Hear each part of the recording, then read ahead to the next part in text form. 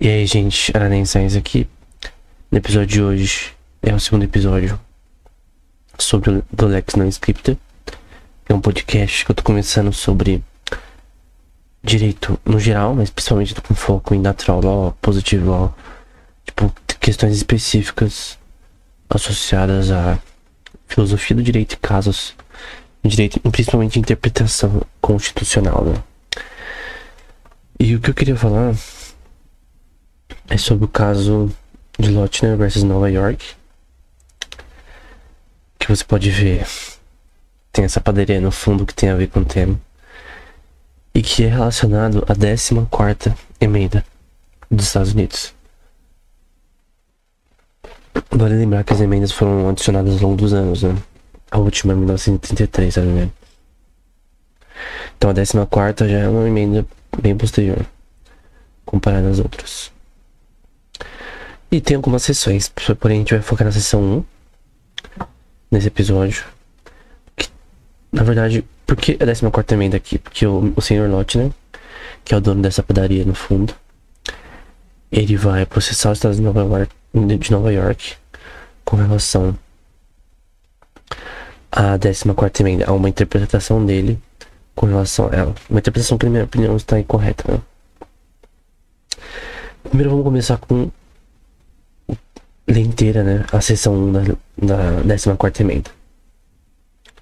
Então vamos lá. Todas as pessoas nascidas ou naturalizadas nos Estados Unidos estão sujeitas à jurisdição, portanto, os cidadãos dos Estados Unidos e do estado onde elas residem, né? Até aqui tudo bem. Ela também é aplicada para naturalizados, né? No estado terá, e a palavra shall aqui é usada, né, que é um imperativo, deverá fazer ou enforçar qualquer lei que cria os privilégios ou imunidade dos cidadãos dos Estados Unidos. Nem qualquer estado vai deprivar a pessoa de liberdade, da vida, liberdade e propriedade, sem o devido processo legal, que é chamado de due process, né? Ou aqui na anterior, na verdade, é relacionado a não permitir privilégios ou imunidades. E isso também é aplicado para pessoas na Suprema Corte, presidentes ou até outros. Então a imunidade parlamentar é meio que contrário a várias questões aqui. Nem deprivar, como eu disse antes, né, qualquer pessoa da liberdade, da vida, liberdade e propriedade, sem o processo devido da lei, nem negar a qualquer pessoa na sua jurisdição. Em cada estado, os Estados Unidos tem uma jurisdição diferente com relação às leis. Algumas leis são gerais, mas outras não, né? Para cada distrito, com as iguais proteções da lei. Então, beleza, em resumo, né? O que diz a seção 1 da 14ª emenda, né? Com relação à jurisdição de cada estado, das leis de cada estado, para inibir privilégios e imunidades de pessoas, até por corrupção ou outras formas, sendo punido com a lei, né? E se privar as pessoas de qualquer propriedade sua, liberdade ou coisas do tipo, sem o devido processo legal, né? Se prender uma pessoa com uma voz do Supremo, por exemplo, sem o devido todas as etapas do processo legal normal. Então, eu creio que até no Brasil a gente tem algo semelhante a isso, que eu vou ler posteriormente. Mas basicamente eu vou focar aqui nesse caso, que é aplicável para várias áreas aí do direito, né? Então, qual é a questão aqui? O Lochner tinha essa padaria. Obviamente as padarias não eram modernas como hoje, né? Era um lugar muito quente, assim como é hoje, mas não, hoje tem ar-condicionado, tem várias coisas que podem fazer você lidar com isso, mas tinha provavelmente carvão, tinha várias condições que criavam, obviamente, você estar naquele ambiente por muito tempo poderia ser prejudicial à sua saúde, né? Que vai ser o que o Nova York vai dizer pro Lochner, né?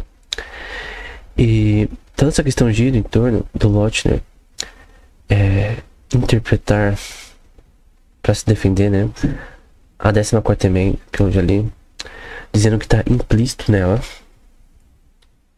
a questão do liberdade contratual. Então, provavelmente, nessa parte de liberdade de vida e propriedade sem o processo devido na lei e proteções iguais perante a lei, que estaria implícito a questão da liberdade contratual total, né? Não parcial, isso é muito importante, total, entre o seu empregador, que no caso é Lochner, e seus funcionários. Então, se o funcionário dele estivesse disposto a trabalhar um número devido de horas, segundo estabelecido por ele, como é um contrato privado entre ambas as partes, o empregador e o empregado,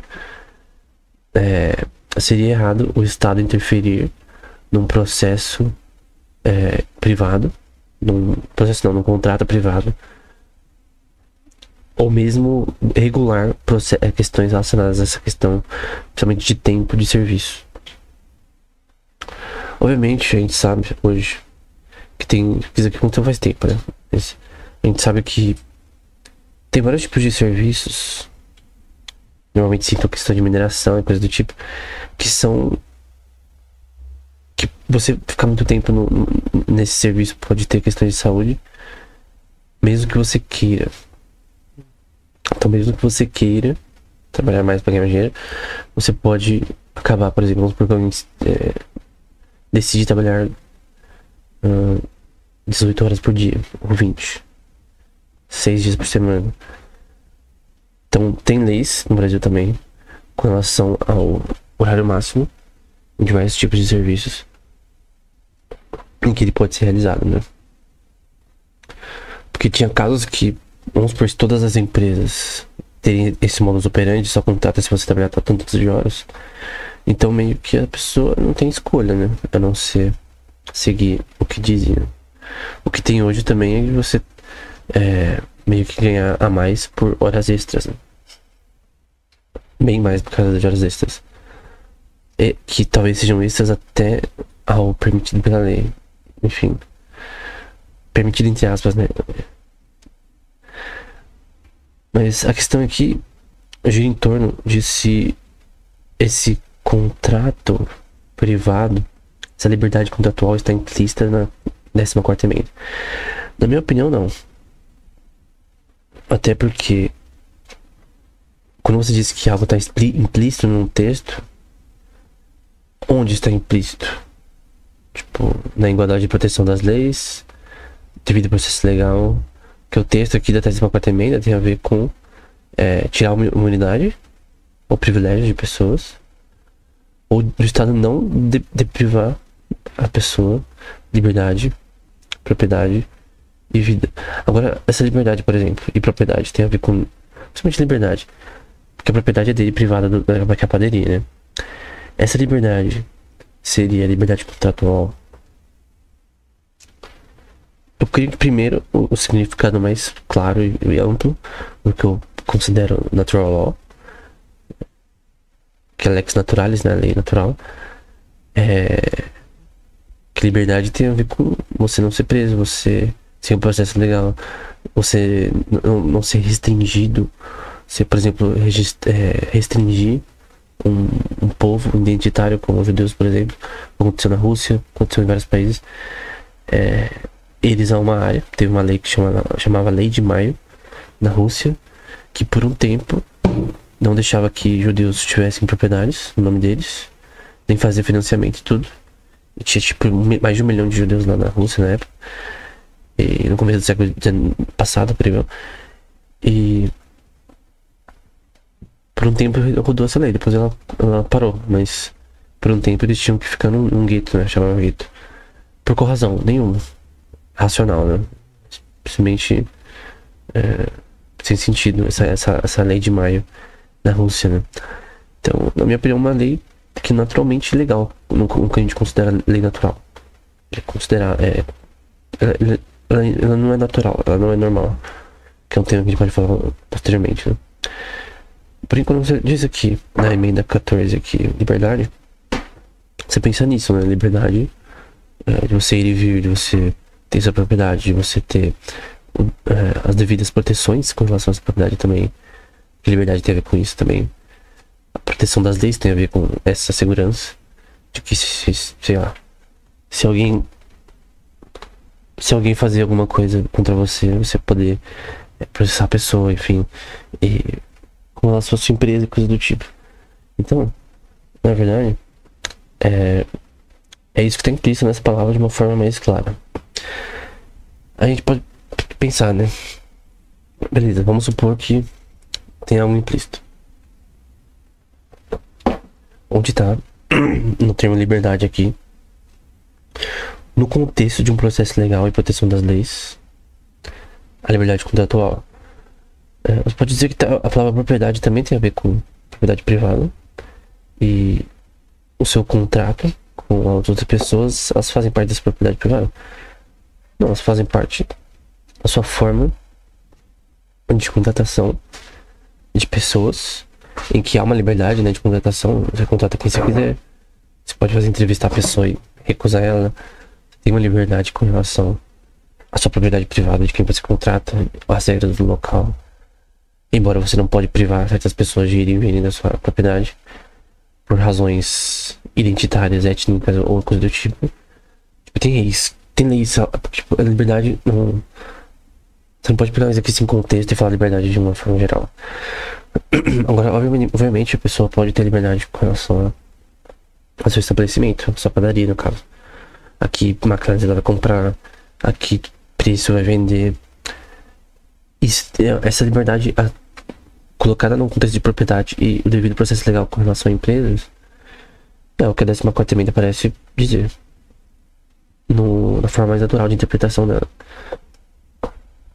Agora, eu disse que você pode ter liberdade relacionada a você contratar pessoas e você tem liberdade contratual. Então até aqui a gente vê que ele tá meio certo, o Lott, né?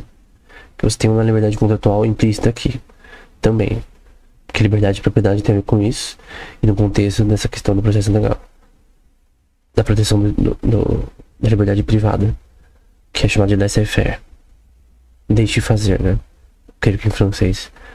Então, liberdade econômica, né? Então tem liberdade de contratação e do horário que a pessoa tem que trabalhar. Porém, você não é um senhor feudal, né? Tem regras que você tem que seguir, principalmente com relação à saúde. Hoje, a gente tem diversas leis com relação à proteção em trabalhos de risco com relação à saúde das pessoas. Então, em campos de mineração, em lugares esgotos, por exemplo, ou obras que a pessoa está em vários andares acima, né?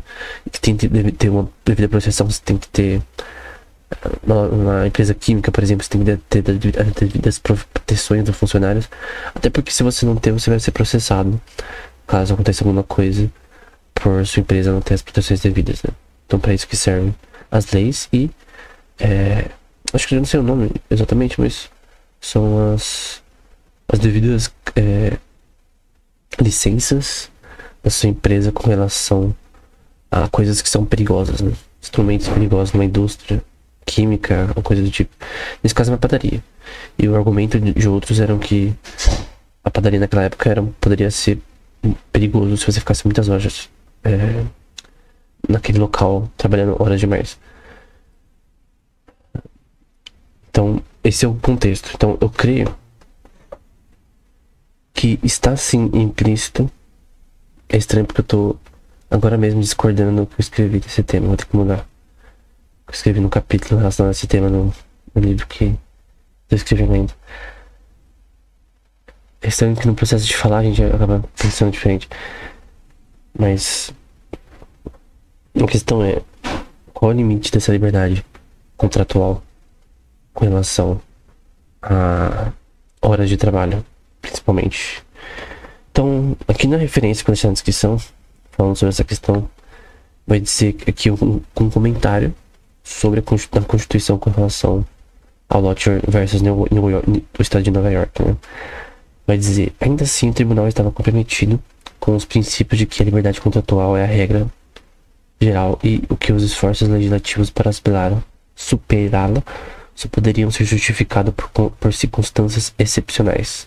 Para servir-se, enfim, o tribunal alterou intermitentemente o ônus da prova de uma forma melhor ilustrada pela comparação dos casos de Holden e Hardy e Lochner versus a lei estadual que limitava o número de horas de trabalho por mineradores e fundições subterrâneas, né?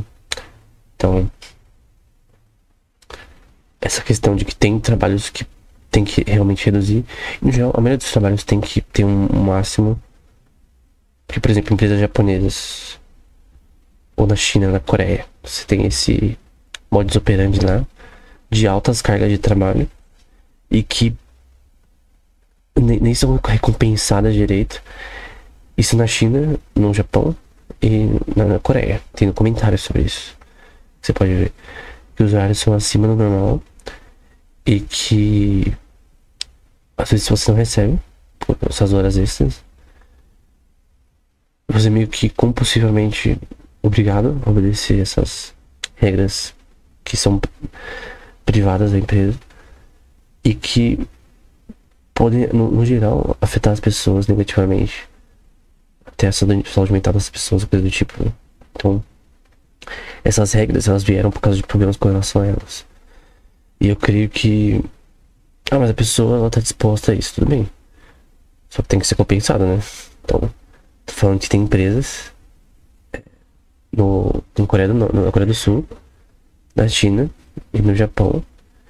Tem documentários enormes falando sobre isso, da gringa, mostrando os abusos empresariais com relação a isso, né? Então, esse é um tema que foi resolvido em diversos países e que, principalmente em trabalhos de alto risco, porque eu tô falando de trabalhos na carga de tecnologia, enfim, que você fica sentado e tal. Mas, principalmente que trabalho de alto risco, que é considerado de alto risco à saúde, você tem que ter leis e regulações básicas com relação a isso. Não é impedindo o laissez-faire, não é impedindo a liberdade econômica. É questão que você tem que ter o objetivo do Estado é estabelecer as leis básicas que funcionem. Eu creio que tem casos que nesse específico que você tem que ter uma limitação, sim. Então ele vai continuar aqui, né, a defender o comentário nessa parte. Ao defender a lei estadual, o tribunal presumiu a validade da lei e permitiu que o ônus da prova permanecesse com aqueles que atacavam a lei. Reconhecido que a mineração havia sido objeto de regulamentação estatal há muito tempo, devido aos riscos associados à saúde e segurança, o tribunal registrou sua posição de sustentar uma lei que o legislativo estadual determinou ser necessária para a preservação da saúde dos funcionários, né? E para a qual havia motivos razoáveis para acreditar que foi apoiado pelos fatos, né? Então, na parte de legislação, era claro que, não só nesse caso do lote, né? Porque não é sem padaria, a gente tem que generalizar para as principais áreas de trabalho que podem ter questões de segurança. Também tem regulações com relação a isso, né? Enfim.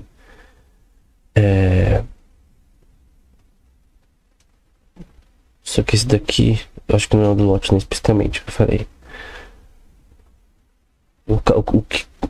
O principal mesmo vai falar aqui que foi 7 anos depois. No entanto, o tribunal diferente concluiu o caso de Lochner vs Nova York, em que uma lei estadual restringiu o emprego em padarias a 10 horas por dia e 60 horas por semana.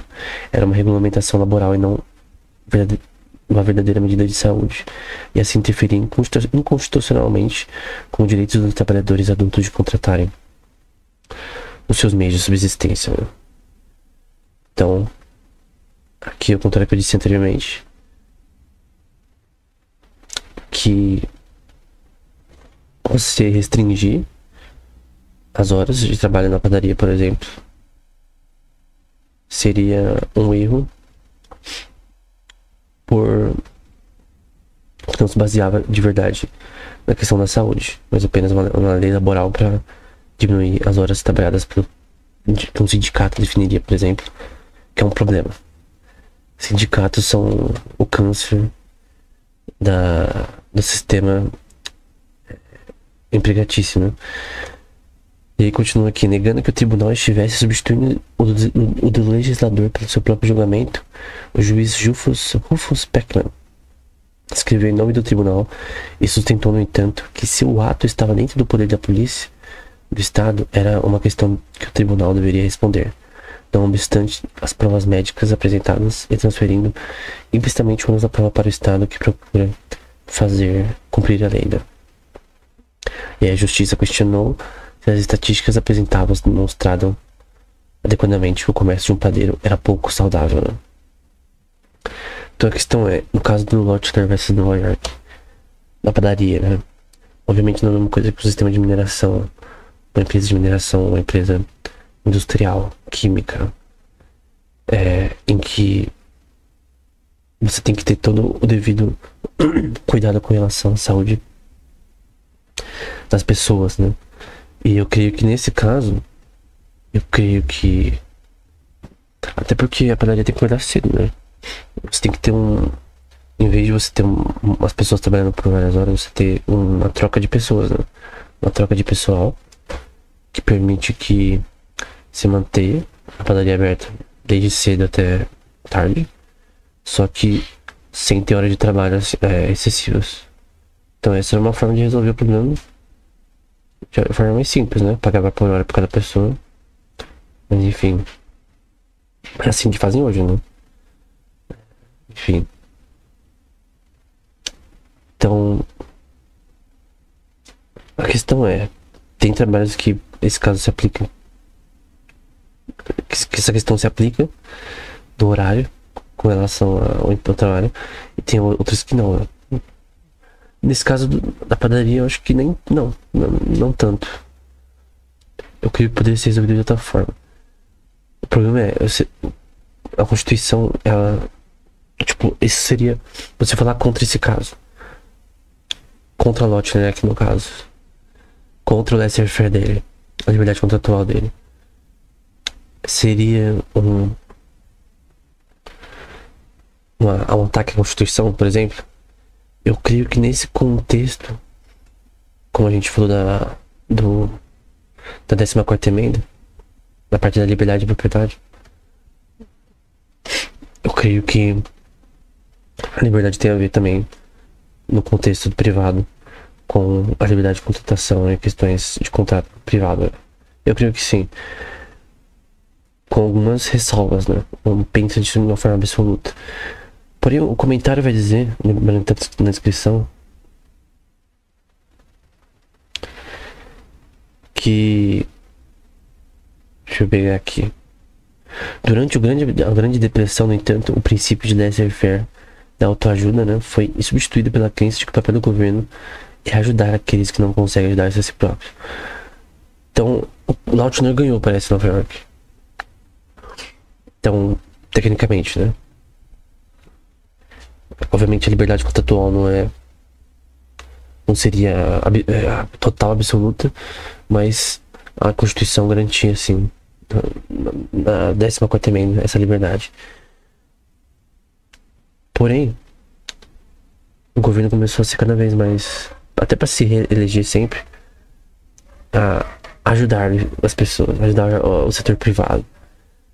Tipo, o governo tem que ajudar, senão as pessoas não conseguem fazer as coisas por si mesmo. Que é o contrário da laissez-faire, né? E aí, vai continuar aqui, abre aspas, né? Para sustentar essa legislação corretiva, o tribunal teve de rever os seus conceitos de liberdade sob a cláusula do devido processo, com a questão da 14ª emenda, né? E no caso West Coast Hotel e Parish, o tribunal anulou expressamente os seus precedentes para defender uma lei de salário mínimo em Washington, porque antes meio que ficou claro que a regulação de horas de trabalho é uma coisa normal em alguns contextos, outros não, mas o problema era não tinha salário mínimo naquela época ainda. Só que posteriormente o tribunal considerou que uma regulamentação de salário mínimo é uma fixação de preços que não tinha qualquer razoável com os objetivos de saúde e segurança. Isso no passado. Só que depois, na Grande Depressão, foi o contrário, né? Então, anteriormente, Eles viram que o salário mínimo não tinha nada a ver. Tipo, que na verdade a lei do salário mínimo era contrária à liberdade contratual implícita na 14ª emenda. Porém mudaram de ideia depois da Grande Depressão. Que na verdade a liberdade contratual deveria ser parcial. E que o salário mínimo deveria ser instituído. A questão é, isso aqui a gente vai pra economia. A gente pode ter o ponto de vista legal e econômico aqui. Do ponto de vista econômico, eu sei que é algo que parece contraditório. Mas a verdade às vezes é contraditória, né? O salário mínimo, na verdade, ele cria o que é chamado de, por Rothbard, de desemprego compulsório. O que é isso? Vamos supor que você tem um restaurante. Dependendo do tipo de serviço, você vai pagar o mínimo. Vamos supor que o salário mínimo é abolido, né? O que você vai pagar? O do mercado. Então, com relação aos restaurantes na sua região, no seu mercado, ao valor do dinheiro também, com relação às commodities produzidas, né? E todo o contexto macroeconômico também. Porque você tem importações de outros países, coisas do tipo, que vão mudar a questão dos preços de produtos, coisas do tipo, produção nacional. Enfim, tem várias questões associadas. Mas no fim, quem decide nem é somente o empregador, mas o mercado. E a pessoa recebe justamente o que ela merece com relação ao seu emprego. Porém, quando você tem o mínimo, você tem uma coisa chamada inflação artificial.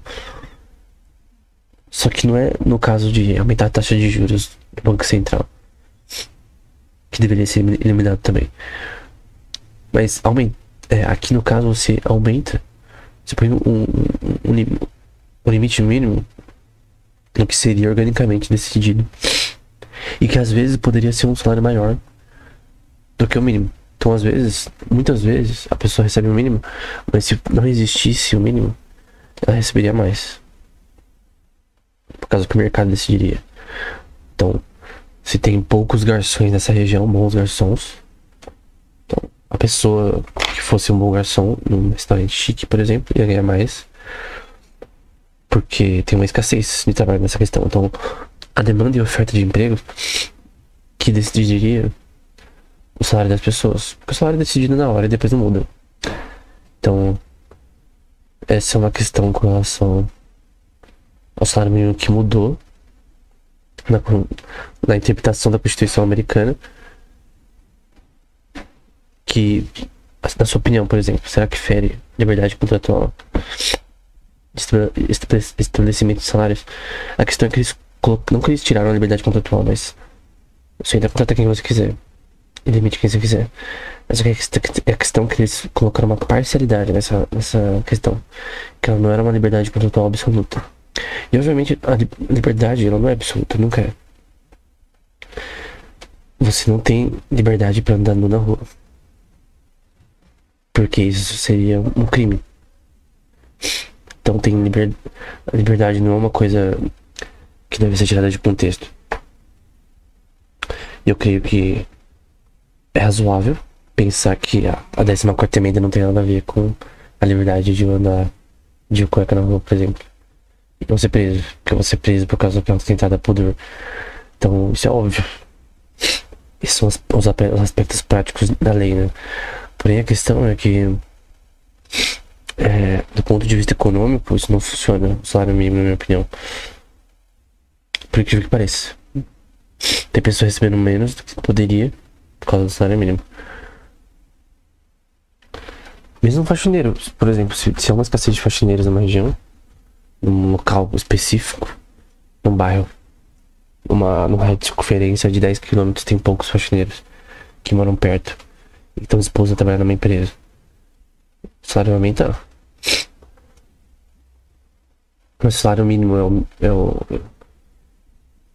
ele é visto como justo para as pessoas, porque o mínimo que as pessoas aceitam é o que é mínimo pela lei, né? Então as pessoas vão achar justo. Só que a questão é, quem que regula o salário mínimo? É o governo. Agora você acha que o governo ele tem capacidade de saber qual que é o salário mínimo certo? Vamos supor que o salário mínimo fosse possível. Qual que é o correto? Quando a gente deve aumentar ou abaixar? Aí você vai responder com relação à inflação. Mas depende. O conhecimento necessário para você saber qual o salário mínimo é o correto é de um ser divino, na minha opinião. Assim como você congelar os preços é impossível, porque você não tem como saber. Quem define o mercado. E o mercado não é uma coisa que você consegue prever ao ponto de você falar, esse é o preço do tomate. Acabou. Baseado no meu conhecimento sobre a demanda e questões relacionadas à oferta, procura dessas questões de tomate, esse é o preço do tomate. É impossível. Não é uma questão de capacidade computacional, é uma questão que falta informação suficiente para resolver esse problema. Então, o problema sem solução. Assim como o problema da decisão de Alan Turing não tem solução matemática computacional para esse problema. Assim como o 10º problema de Hilbert. E assim como para você prever o preço de tomate com exatidão. Porque tudo a questão de leis, oferta e demanda, coisas que acontecem com relação à importação e exportação, são muitas questões que você não consegue prever tudo. É impossível. Não é uma questão de matemática, é uma questão de falta de informação que não é possível de ser preenchida. Então, na questão de você, a falta conhecimento nesse tema, não. Probabilidade keynesiana é inútil nessa casa. Então eu creio que a decisão de estabelecer o salário mínimo ela é errada de ponto de vista econômico. Do ponto de vista legal, da interpretação da Constituição dos Estados Unidos, eu creio que, como eu disse, liberdade não é uma coisa tão ampla ao ponto de ela ser absoluta. Então eu não creio que, do ponto de vista legal, seja errado eles citarem salário mínimo, porque eles podem argumentar que é para proteger os direitos do trabalhador. Porém, no ponto de vista legal, eu creio que é justo. Só que quando você conhece o ponto de vista econômico, você vê que não funciona. Então, é diferente do que parece ser justo e do que funciona, porque você não consegue, o governo não consegue decidir com base em qualquer coisa qual o salário mínimo é o correto. Pode fazer previsões coisas do tipo, mas não necessariamente. Ele só ajuda a inflação também para outros problemas que causam a inflação do dinheiro. Porque é uma moeda fiat, não tem valor. Enfim, só que aqui a gente não tá falando de economia. Mas o caso Lodge versus New York tem a ver com isso, tem a ver com a padaria e a liberdade contratual, que eu creio que tá implícita sim na Constituição. Se você pensar um pouquinho, tá implícita. E que então a interpretação de Lodge foi correta. Então, é isso. Até o próximo episódio.